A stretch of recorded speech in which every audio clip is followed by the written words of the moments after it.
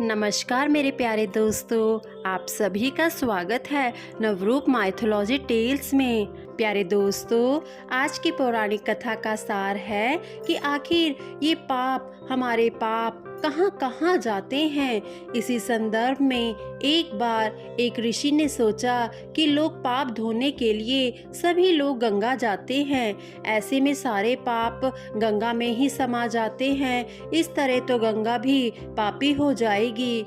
उस ऋषि ने यह जानने के लिए कठोर तपस्या की। उसकी तपस्या से प्रसन्न होकर देवगण प्रकट हुए। तब ऋषि ने उनसे पूछा कि गंगा में जो पाप धोए जाते हैं वह कहाँ जाते हैं। तब भगवान ने कहा कि चलो गंगा जी के पास जाते हैं, उनसे ही चलकर पूछते हैं इस बारे में।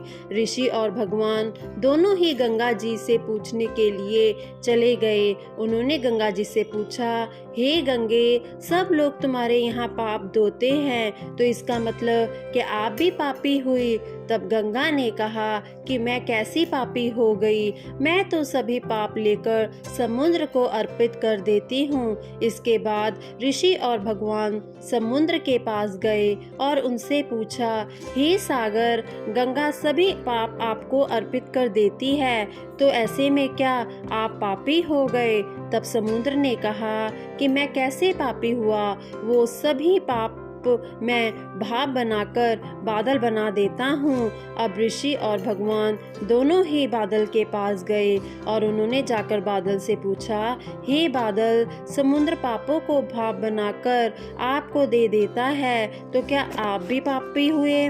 बादलों ने कहा, मैं कैसे पापी हुआ, मैं तो सभी पाप को वापस पानी बना देता हूँ और धरती पर गिरा देता हूँ। इससे ही तो अन्न उपजता है, इसे ही मानव खाता है।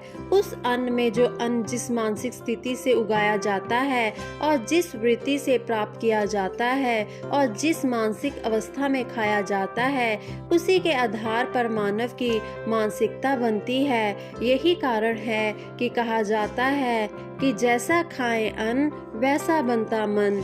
जिस वृत्ति से अन्न प्राप्त किया जाता है और जिस मानसिक अवस्था में खाया जाता है, वैसा ही विचार मानव का मन बन जाता है। ऐसे में हमेशा भोजन शांत रहकर ही ग्रहण करना चाहिए। अन्न जिस धन से खरीदा जाए वह धन भी श्रम का होना चाहिए। दोस्तों, अगर आपको यह कथा अच्छी लगी तो वीडियो को लाइक, चैनल को सब्सक्राइब करना ना भूलें।